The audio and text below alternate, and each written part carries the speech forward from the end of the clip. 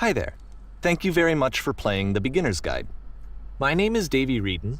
I wrote The Stanley Parable, and while that game tells a pretty absurd story, today I'm going to tell you about a series of events that happened between 2008 and 2011. We're going to look at the games made by a friend of mine named Coda. Now, these games mean a lot to me. I met Coda in early 2009 at a time when I was really struggling with some personal stuff, and his work pointed me in a very powerful direction.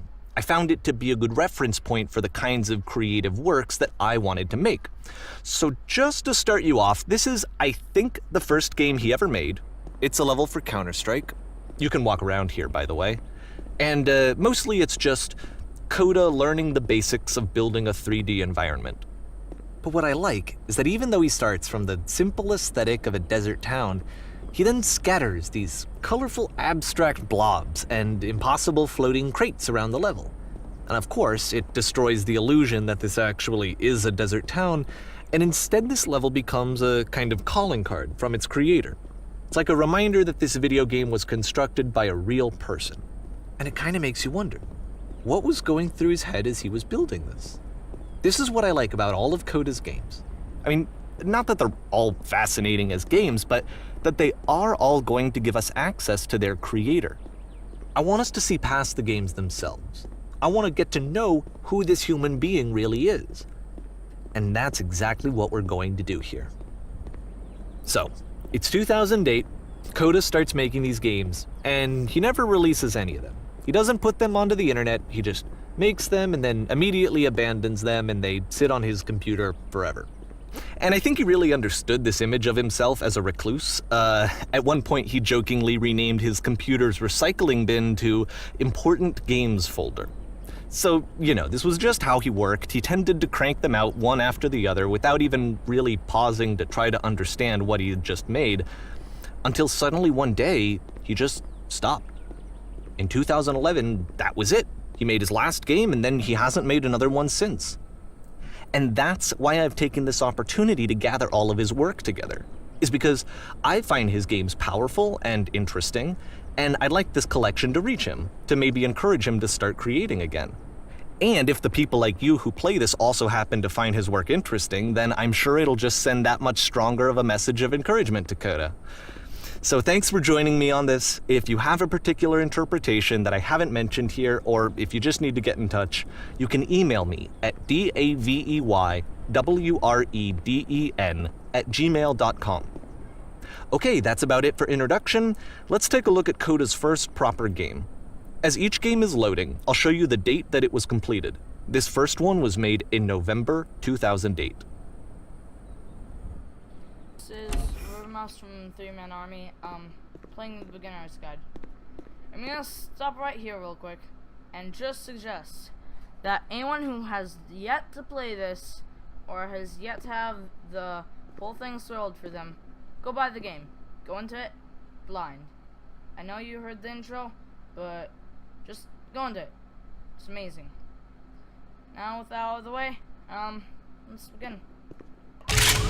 Warning. Whisper machine active. Ship destruction imminent. This game is called Escape from Whisper, and it's one of the more generic games you'll see from Coda.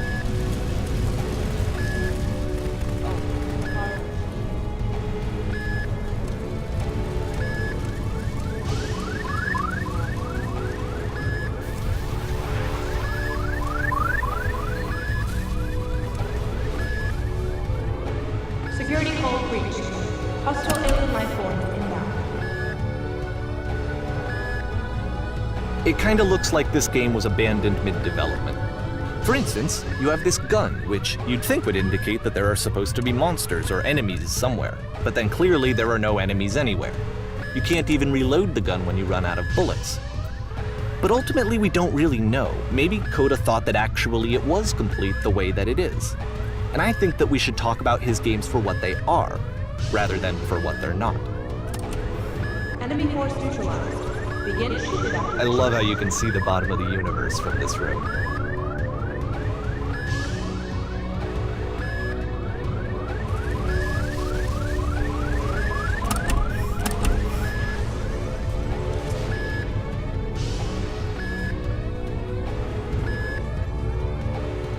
apparently this space station has a labyrinth on it. Sure, I don't know. There's really no reason for it that I've ever been able to discern, so in the interest of time, I'm just gonna skip you on past it.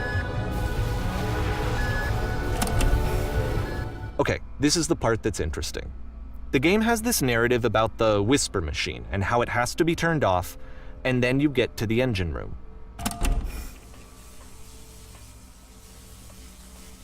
Hey, you there, in the engine room.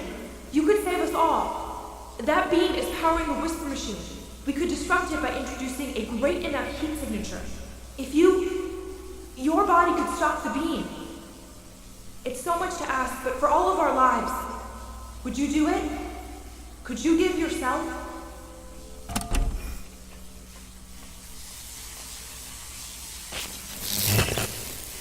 Let me pause here for a second. What you just experienced, stepping into the beam and then dying, is probably what Coda had initially intended when he was developing this level. But when he first compiles and plays it, something goes wrong. There's a bug somewhere. And this is what happens instead.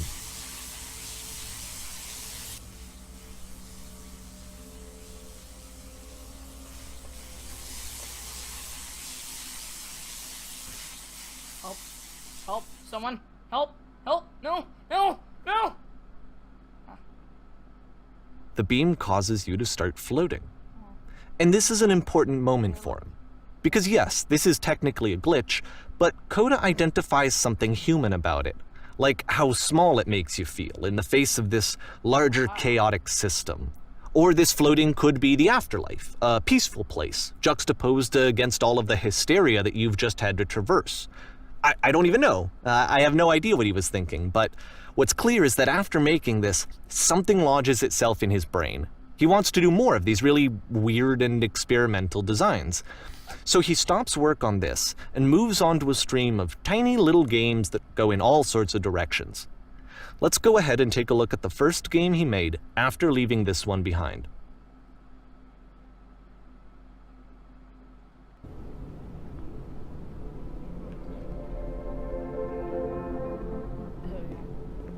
Yep, in this game you can only walk backwards.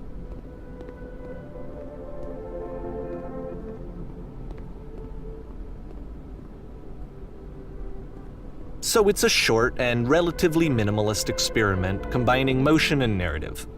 It is less advanced than the previous game, but actually it seems to be more focused, more complete.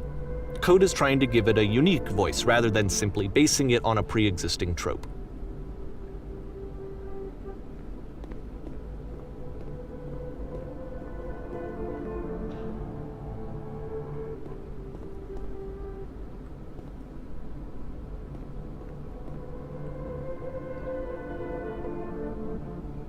It's a short little thought, it says what it wants to say, and then it ends. Didn't need anything more than that. Which to me is why it works, because it gets out quick. Okay, next one.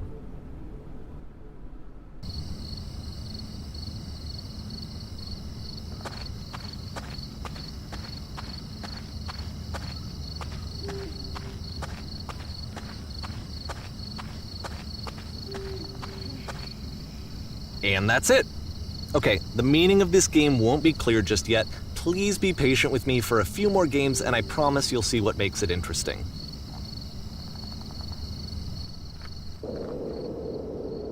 Oftentimes, Coda would put bizarre titles like this one at the start of his games. I wish I'd known him at the time that he was making these early games. He would really only talk to me about his work as he was making it. Once he stopped work on a game, that was it. It was dead to him. And I don't agree with that at all, but what are you gonna do?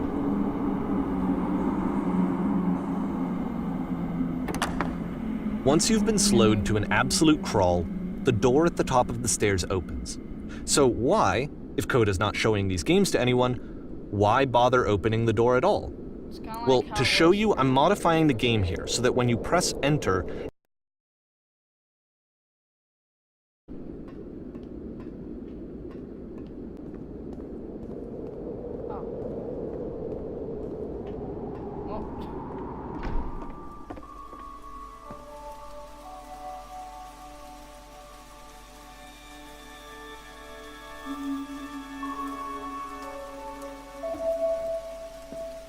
a room that's warm and nice and filled with little ideas for games.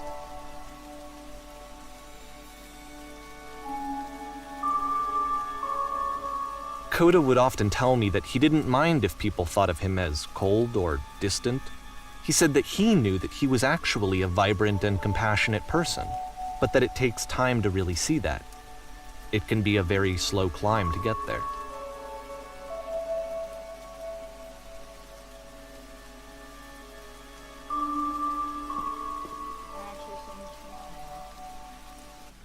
Warsaw.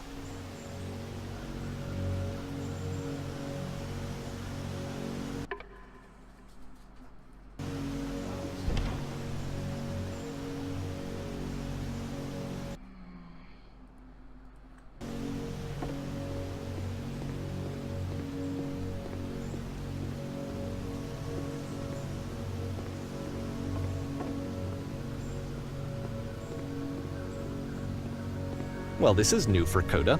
It's an actual puzzle. Go ahead and see if you can solve it.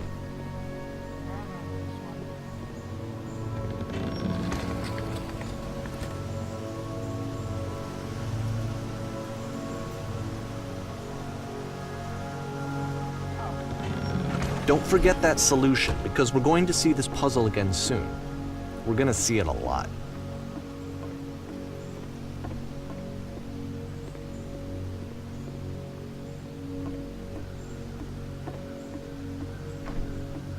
So that seems to be it, right?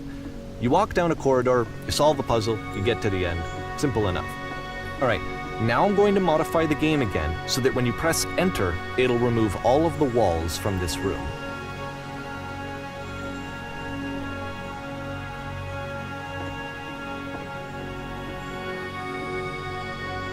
How about that? There was more to it than we had any way of knowing. I actually find it funny that this game comes after the Stairs game, since they essentially convey the opposite idea. So, in the Stairs game, a dull exterior concealed a rich interior, and then, in this level, a dull interior hides this fantastic outer world. Either way, I think that the point is the same, is that most of the time you don't get to know what you're missing, or even that you're missing anything. That's not your role as a player. So if your role here is not to understand, then what is it? Could be confused as all box.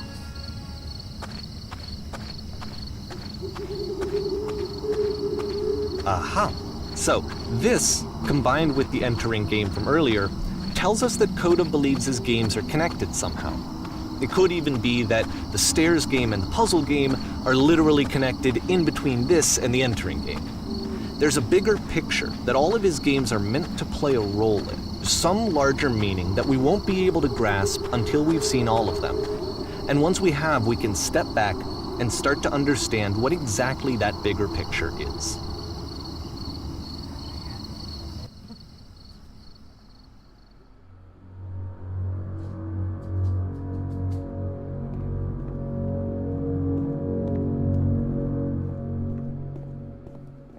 Let's talk about video game development for a second. Every video game runs on what's called an engine, which determines what the game can and cannot do. So in other words, the engine is a set of tools for game development.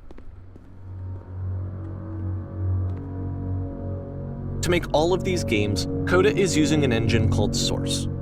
Like all engines, Source has certain things that it does well, and it has certain things that it does poorly. One of the things that it does very well is boxy linear corridors. That's why so many of Coda's games are set in these large, flat, empty rooms, is just because he's working with what the engine does well. The tools available to the creator shape what kinds of creative work they're going to end up making. You might consider paying attention to the architecture in Coda's games to notice how they seem to stem from an engine that's very good at producing linear, boxy corridors. I actually don't remember this.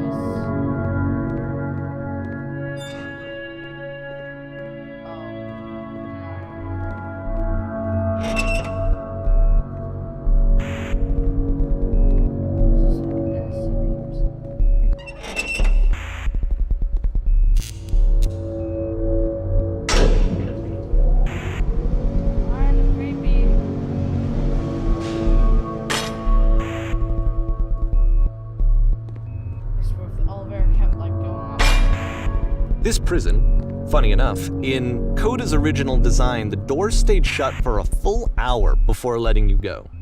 If you don't mind, I think we're gonna skip that. This is something that he and I used to argue about a lot. You know, whether a game ought to actually be playable, whether it means anything if no one can get through it.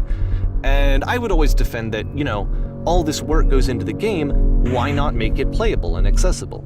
And so we just got into heated arguments over it, and there was one time that after one of these conversations, he went home, and a day or two later, he sent me a zip file entitled Playable Games that was full of hundreds of individual games, each of which was just an empty box that you walked around in and nothing else. Believe me, I played every single one of those just to find out if there was like a gag hidden somewhere. There wasn't.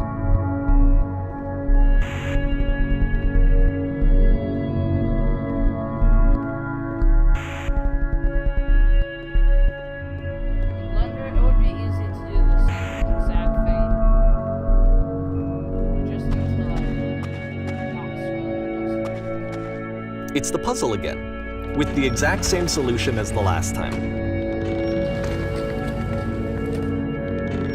There's still no clear indication of what makes this puzzle so special that Coda is going to return to it over and over.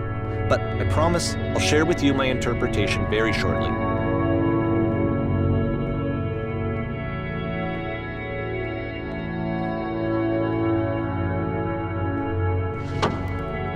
One moment. Okay.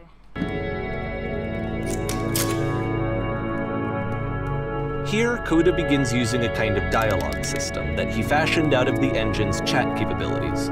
Use the 1, 2, 3 buttons on your keyboard to respond.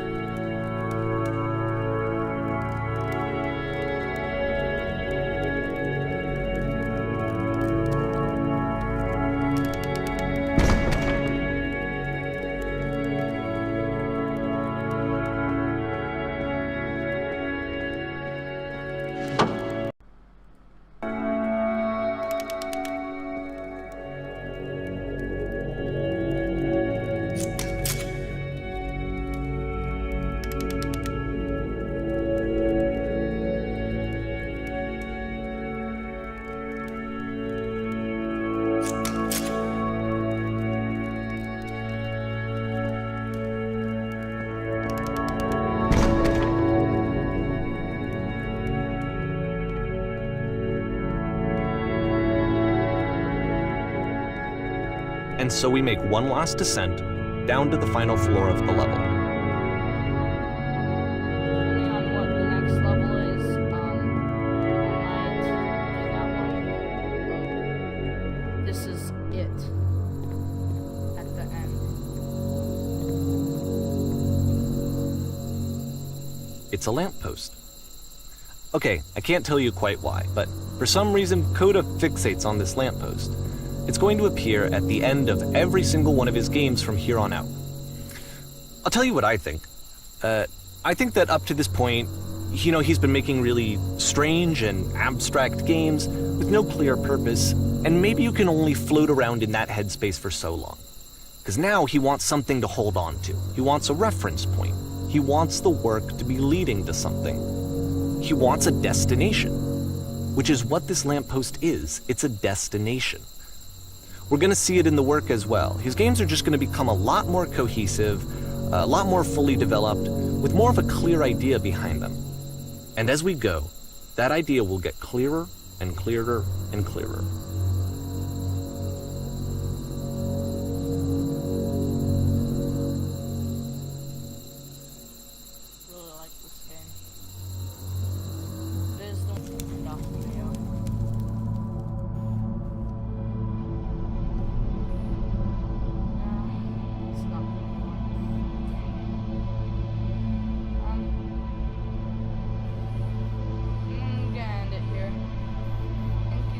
for watching this part.